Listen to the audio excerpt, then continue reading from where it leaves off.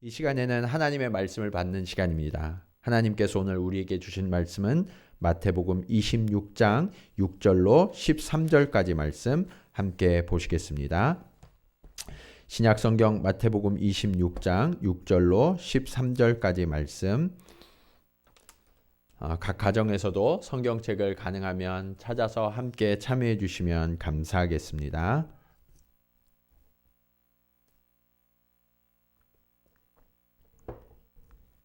다 찾으신 줄 알고 제가 봉독하겠습니다.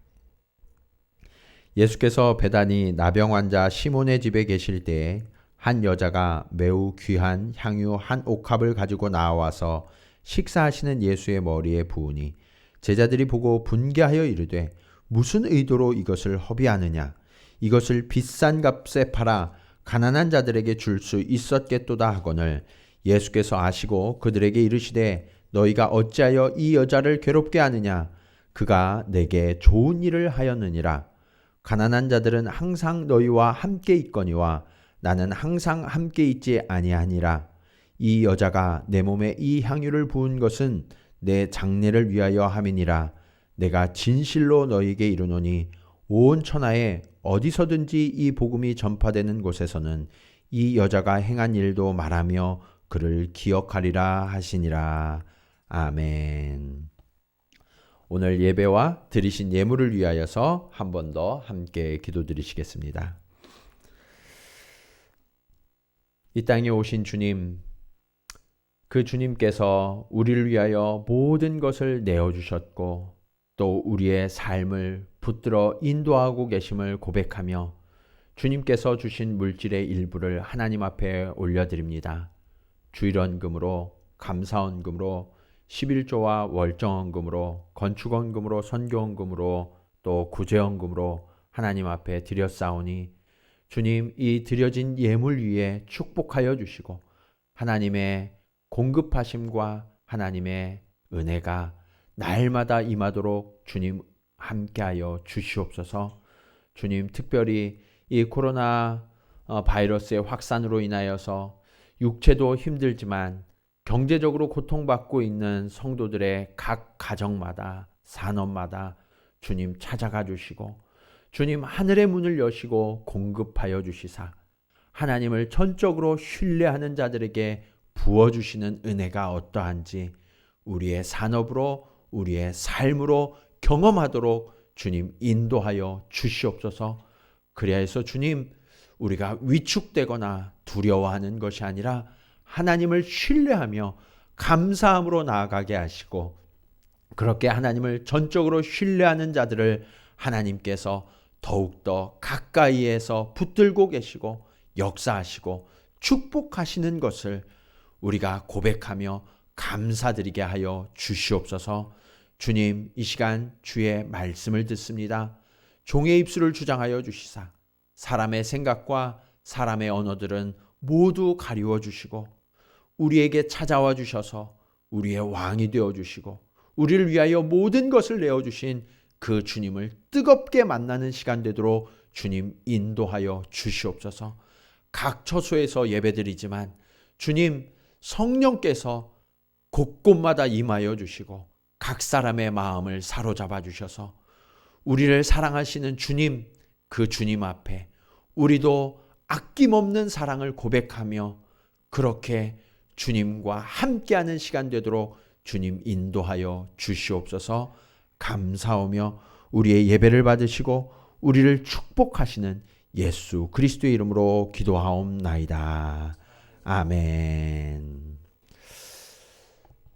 우리는 계속해서 오늘 만나는 예수님 시리즈 말씀을 함께 살펴보고 있습니다.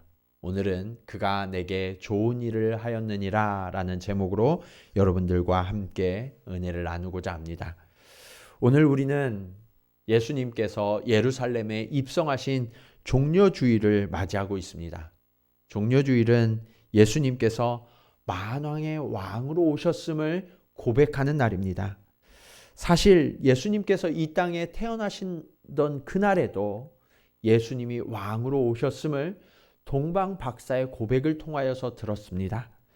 그렇지만 예수님이 이 땅에 오시던 날 그가 누우셨던 곳은 짐승이 살아가는 마구간이었던 것처럼 세상의 수많은 왕들은 말을 타고 화려한 장식을 하고 그렇게 자신을 드러내지만 예수님은 예루살렘 성에 입성하시던 그날에도 겸손하게 어린 나귀를 타시고 성에 입성하셨음을 성경은 증언하고 있습니다.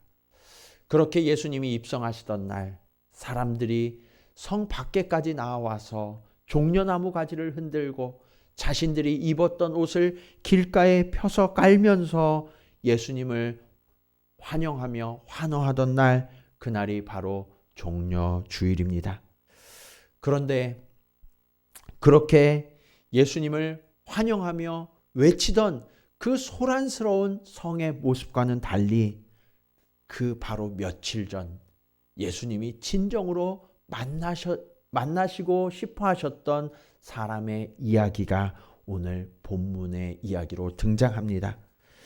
사실 오늘 본문의 이야기는 요한복음 12장에 의하면 예수님이 입성하시기 하루 전날 제자들과 베다니에 머무시던 동안에 일어났던 이야기입니다. 그러면 예수님이 정말 만나고 싶어 했던 사람, 예수님이 기뻐하셨던 그 사람들은 어떤 사람이었는지, 우리는 어떻게 하면 예수님과 그 깊은 사랑의 관계를 이룰 수 있는지 오늘 말씀을 통하여서 함께 교훈을 얻기 원합니다. 예수님을 만나는 사람은 어떤 사람입니까? 첫 번째로 예수님께 진짜 사랑으로 응답하는 사람들입니다. 오늘 예수님은 나병 환자 시몬의 집에 방문하셨다라고 말씀하고 있습니다. 수많은 시몬이라는 이름이 있기 때문에 오늘 본문은 나병 환자라는 특징을 잡아서 이 시몬을 소개하고 있습니다. 그렇지만 예수님이 그 집에 방문하셨던 것을 생각해 보면 아마도 예수님이 그를 치유해 주셨기 때문에 그 이후에 예수님이 그의 집에 방문하셨지 않았을까, 그렇게 우리는 생각해 볼 수 있습니다. 지금도 코로나19 바이러스에 걸린 분들은 격리되어야만 하는 것처럼 당시에도 정결법에 의해서 나병에 걸린 사람들은 마을 안으로 절대로 들어올 수가 없었습니다. 병이 나은 이후에 제사장에게 보여서 그것이 확인된 사람들만 다시 정상적인 생활을 할 수 있었으니까 예수님뿐만 아니라 제자들이 그의 집에 들어가서 함께 식사를 나누는 이 장면을 보면 분명히 그는 나병이 깨끗이 나은 사람이구나 라는 것을 알 수 있죠. 게다가 이 집에 누가 함께 있었냐면 얼마 전에 예수님께서 죽음으로부터 다시 살리신 나사로, 그리고 그의 두 여동생 마르다와 마리아가 함께 있었던 것을 알 수 있습니다. 이렇게 볼 때 오늘 모인 이 사람들이 예수님을 얼마나 사랑했을까 하는 것을 우리는 충분히 미루어 짐작할 수 있을 것 같아요. 죽음에서 살아난 사람, 그리고 천벌이라고 여겨졌던 그 나병으로부터 나음을 입었던 사람들, 그 사람이 예수님을 맞이할 때 얼마나 기쁜 마음으로 맞이했을까요? 그런데 그 주님께서 그 집에 들어가시자마자 무슨 말씀을 하시냐면 2절에 보시면 이렇게 말씀하십니다. 예수님께서 십자가에 못 박히기 위해 팔릴 것이다. 여러분, 예수님이 지금 오셔서 잔치를 베풀고 기쁨으로 맞이하고 있는데 너무나 충격적인 이야기를 지금 하고 계시는 거예요. 그래서 이들은 예수님이 지금 예루살렘으로 올라가고 계시는 그 의미가 무엇인지를 분명히 알게 된 거죠. 자신의 생명보다 더 사랑하는 이 예수님, 그 예수님이 지금 참혹한 십자가를 지시기 위하여서 예루살렘으로 올라가고 계시고 그곳에 가시면 붙들리셔서 십자가에 못 박히실 것이다. 그 이야기를 듣는 그들의 마음은 아마 무너지는 것 같았을 거예요. 어쩌면 오늘이 지나면 다시는 만나지 못할지도 모르는 그러한 상황. 이 예수님과의 마지막 식탁이라고 하니까 얼마나 안타까운 마음으로, 또 그들이 할 수 있는 최선과 사랑을 담아서 이 식탁을 준비했을까요? 오늘 본문의 장면을 요한복음 12장에서 좀 더 자세히 묘사하고 있는데요. 그들은 자신이 할 수 있는 최선을 다해서 각자의 역할을 수행하고 있습니다. 마르다는 일을 하고 있었다라고 소개하고 있는데, 마르다의 주특기가 음식을 만드는 거였죠. 그러니까 아마 맛있는 음식을 대접하기 위해서 주방으로 가서 음식을 만드는 일을 하고 있었을 거예요. 그리고 나사로는 무엇을 하고 있었느냐? 예수님과 함께 앉아 있었다. 예수님과 대화하고 있었다라고 기록하고 있죠.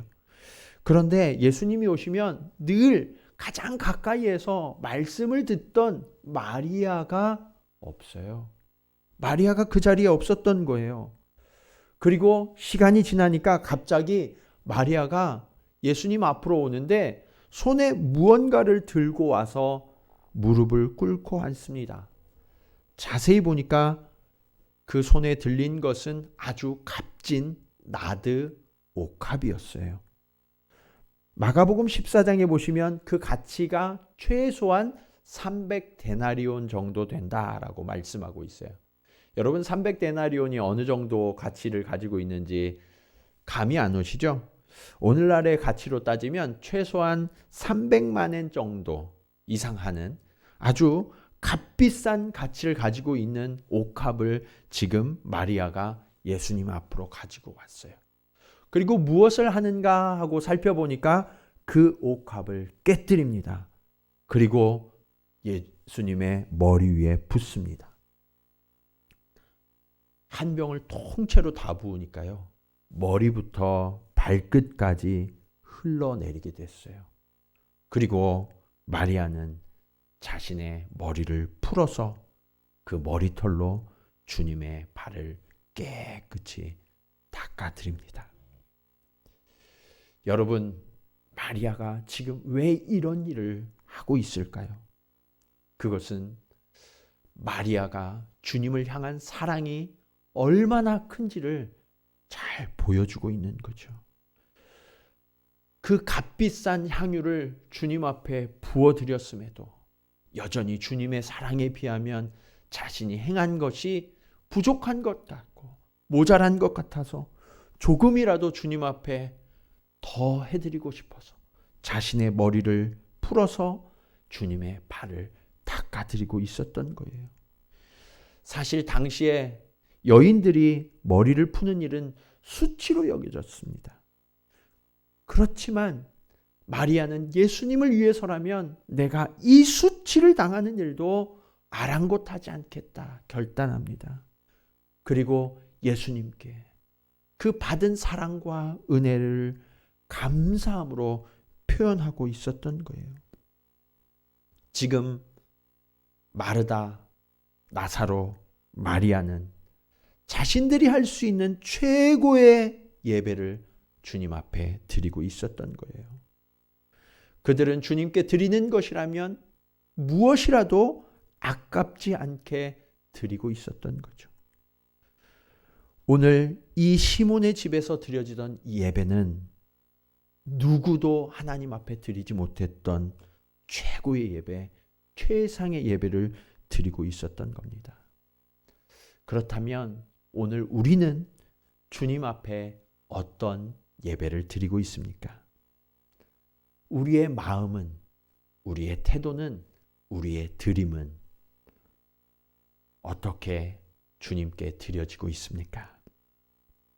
오늘 우리가 각 가정에서 예배를 드리지만 이 예배만큼은 시몬의 집에서 나사로, 마르다, 마리아가 드렸던 것처럼 최고의 헌신과 사랑을 담아서 주님 앞에 예배드리는 저와 여러분이 되기를 주님의 이름으로 간절히 축원합니다.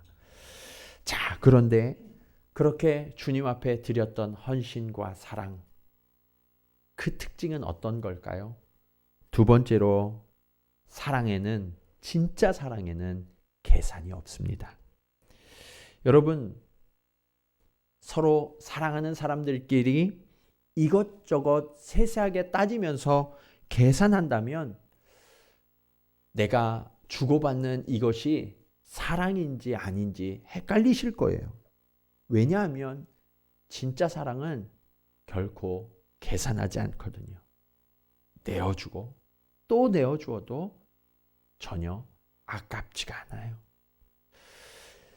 여러분의 부모님도 여러분을 그렇게 사랑하셔서 모든 것을 내어주시고 사랑하셨거든요. 또 우리도 우리의 가족들을 위해서 그렇게 희생하면서 사랑하면서 살아가고 있지 않습니까? 그런 의미의 시가 한 편 있어서 여러분들과 함께 좀 나누려고 합니다. 엄마는 그래도 되는 줄 알았습니다. 심순덕.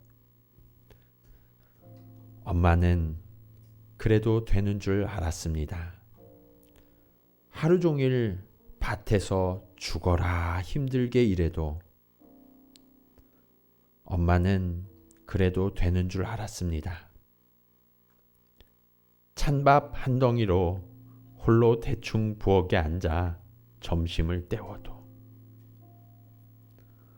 엄마는 그래도 되는 줄 알았습니다. 한겨울 냇물에서 맨손으로 빨래를 방망이질 해도 엄마는 그래도 되는 줄 알았습니다.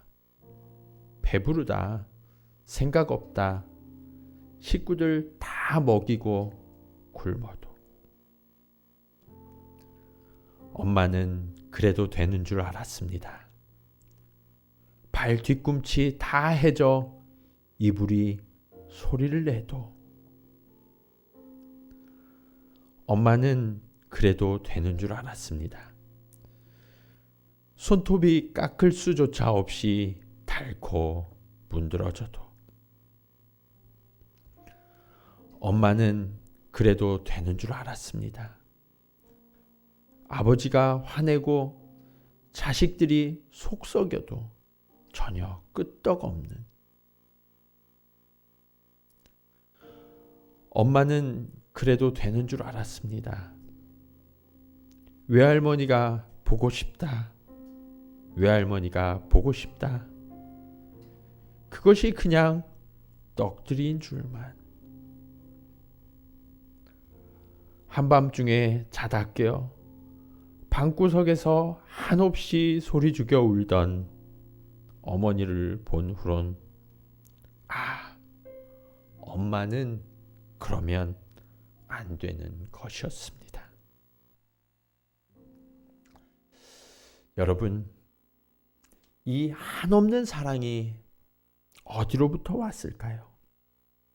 우리 어머니, 우리 아버지. 그 부모의 부모를 건너서 그 사랑의 근원을 찾아가 보면 사실은 하나님 아버지, 그분으로부터 왔음을 우리는 보게 됩니다. 그 하나님 아버지는 우리를 너무나 사랑하셔서 그 자녀가 돌아오기만을 날마다 눈물 흘리며 문 밖에 서서 기다리시는 아버지이십니다. 그렇게 기다려도 돌아오지 않자 그 자녀를 직접 찾아 나서신 분, 그분이 바로 우리 하나님, 그분이 바로 우리 예수 그리스도이십니다. 오늘 본문의 마리아는 그 사랑을 깨달았어요.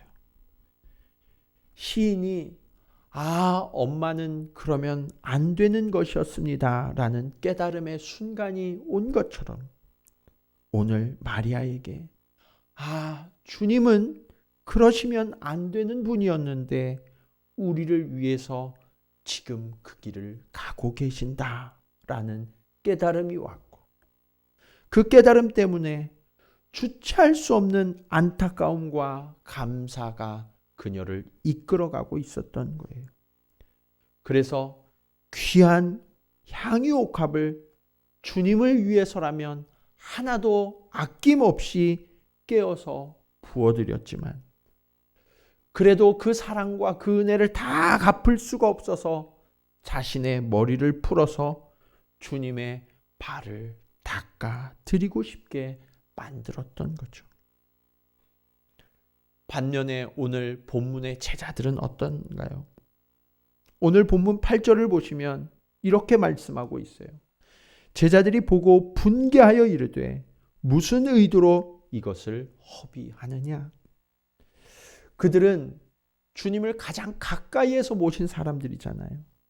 또 주님이 베푸신 수많은 기적들을 가장 가까이에서 목격하고 체험했고, 무엇보다 주님으로부터 수많은 말씀들을 직접 들었던 사람들인데 여전히 그들의 마음은 계산으로 가득 차 있었습니다.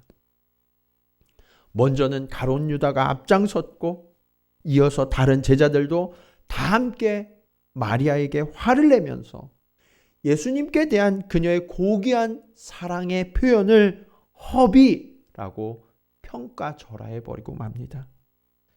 사실 그렇게 할 수가 없었어요. 왜냐하면 그 자리에 계신 또 다른 당사자인 예수님을 생각한다면 그렇게 말하면 너무나 무례한 일이었거든요.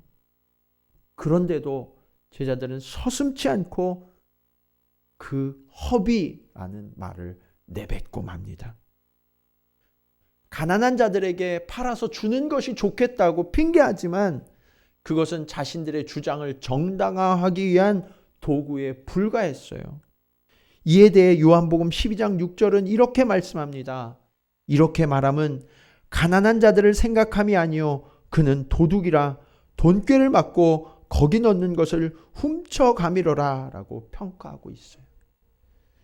그 순간 그들은 제자가 아니라 주님의 것을 도둑질하는 도둑에 불과했다는 거죠. 우리는 가룟 유다를 손가락질합니다. 그렇지만 우리도 얼마든지 그런 존재가 될 수 있어요.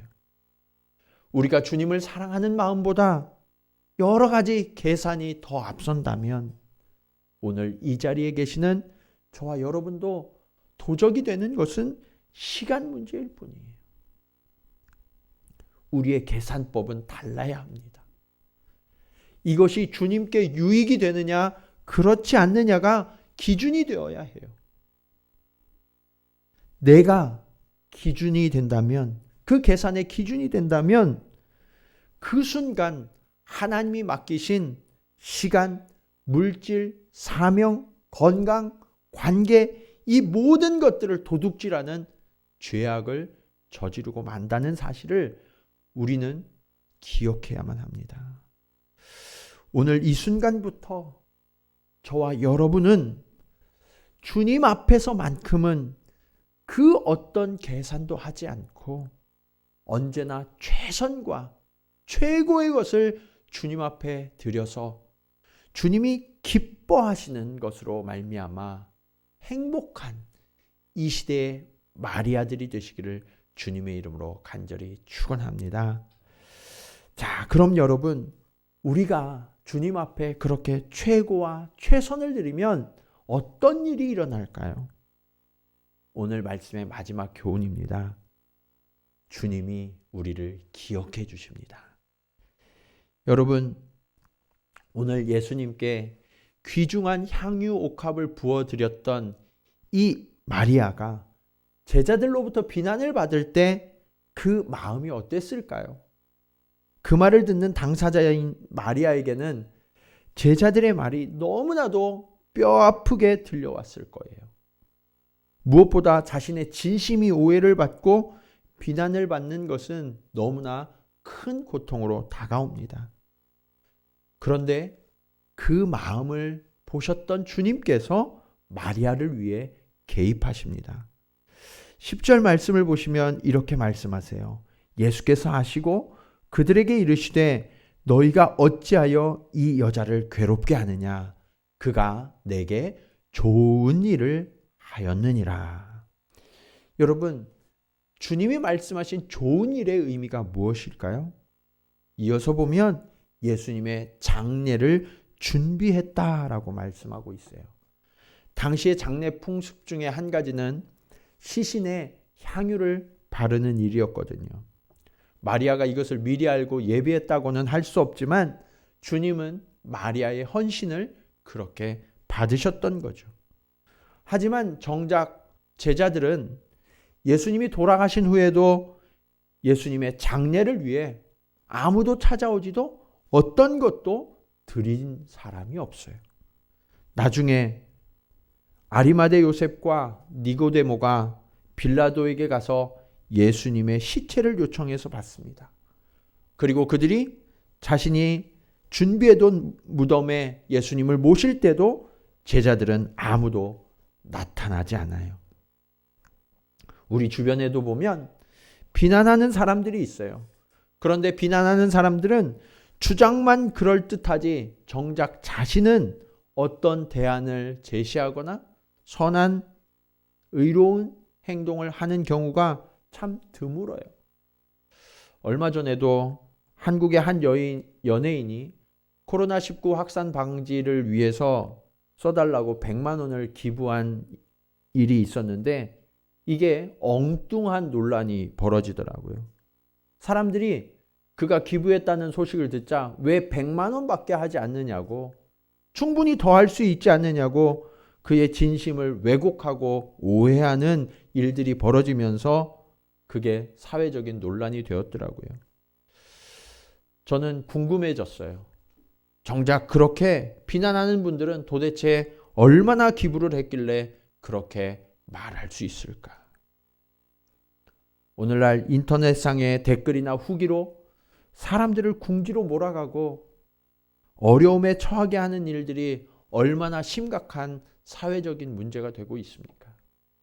꼭 그런 것이 아니더라도 우리들의 관계 속에서 서로 만나서 다른 사람들을 비판하고 비난하는 일들을 그치지 않으면 우리도 이 제자들이 저지른 것과 같은 똑같은 오류에 빠질 수 있다는 사실을 오늘 본문은 우리에게 사례를 들어 경고하고 있습니다.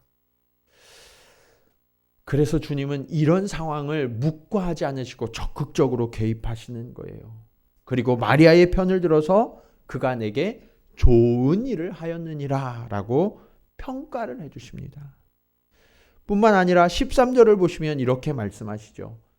내가 진실로 너희에게 이르노니 온 천하에 어디서든지 이 복음이 전파되는 곳에서는 이 여자가 행한 일도 말하며 그를 기억하리라 하시니라. 여러분, 주님이 뭐라고 약속하세요? 복음이 전파되는 곳이면 그곳이 어디든지 이 마리아가 주님께 드렸던 이 헌신이 기억될 것이다 라고 약속하시지 않습니까? 세상에 많은 사람들은 다른 사람들로부터 높은 평가를 받고 인정을 받기 위해서 살아가요. 그런데 다른 사람들의 평가에 연연해서 살아가는 삶은 결코 행복할 수가 없거든요.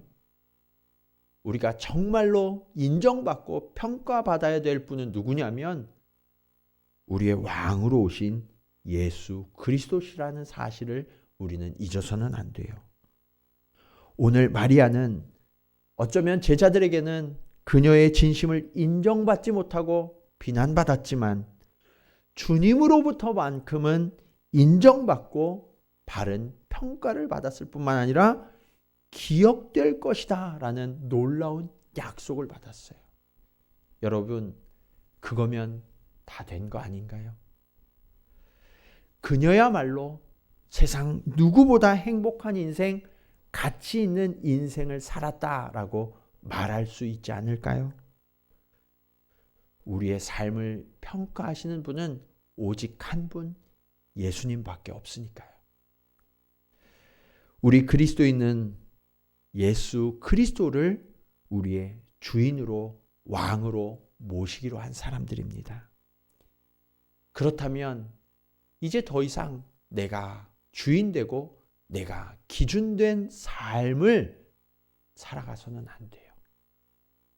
이제부터는 내 생각과 내 가치관으로 다른 사람들을 판단하고 평가하는 일들을 그치고 내게 주신 것들, 그 소유와 그 성공에 따른 판단이 아니라 오직 주님이 우리를 어떻게 바라보실까? 거기에다만 우리 삶의 초점을 맞추고 주님이 기뻐하시는 삶을 살다가 주님이 기억해 주시는 그러한 아름다운 인생이 된다면 우리의 인생도 정말 가치 있고 복된 인생이 될 줄로 믿습니다.